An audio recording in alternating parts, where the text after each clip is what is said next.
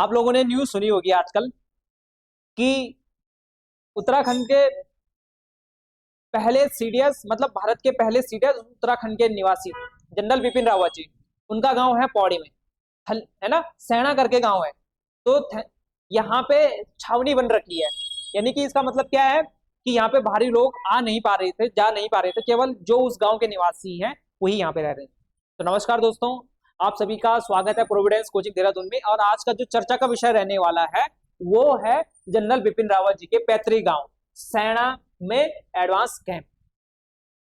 जब आप आर्मी में रिक्रूट होते हो तो रिक्रूटमेंट के बाद आपके एक ट्रेनिंग प्रोसेस से गुजरना पड़ता है। ट्रेनिंग प्रोसेस होती है और उस ट्रेनिंग प्रोसेस को लगभग हम मान के चलें तो 31 हफ्ते की वो ट्रेनिंग प्रोसेस होती है।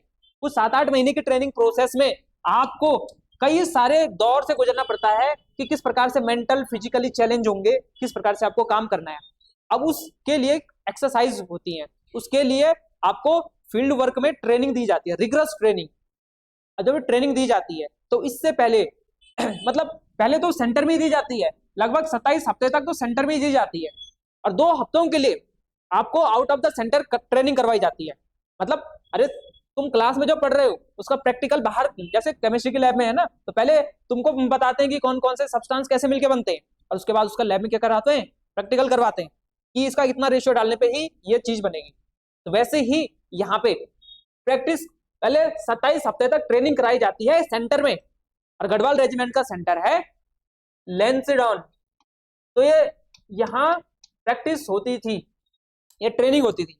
अब बाकी के 2 हफ्ते हैं जो 14 दिन तक ऐसे रियल लोकेशन पे होती है ट्रेनिंग। माना जम्मू कश्मीर में आपकी पोस्टिंग लगी है तो जम्मू कश्मीर कैसे होंगे, पहाड़ वगैरह होंगे। इससे पहले जो ट्रेनिंग होती थी वो एक कोटद्वार वाला रीजन है।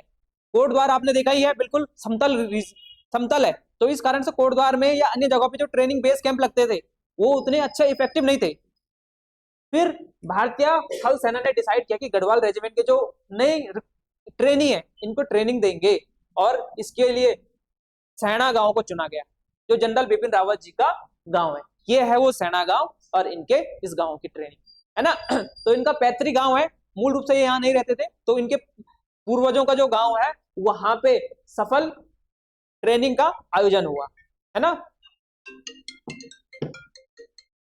तो ये द्वारी खाल ब्लॉक में है, पौड़ी में, जो येलो में है ये इंपॉर्टेंट है आपके लिए। कहां पे है? द्वारी खाल ब्लॉक पौड़ी में स्थित है, और यहाँ पे हम एडवांस ट्रेनिंग सेंटर के रूप में विकसित करने का काम कर रहे हैं। तो इंपॉर्टेंट बन जाता है आपके करंट अफेयर के पॉइंट ऑफ व्यू से, है ना। दूसरे आपको पता है, दूसरे सीडीएस भी उत्तराखंड के ही हैं। क्या नाम है उनका? अनिल चौहान जी, सीडीएस अनिल चौहान जी, है ना।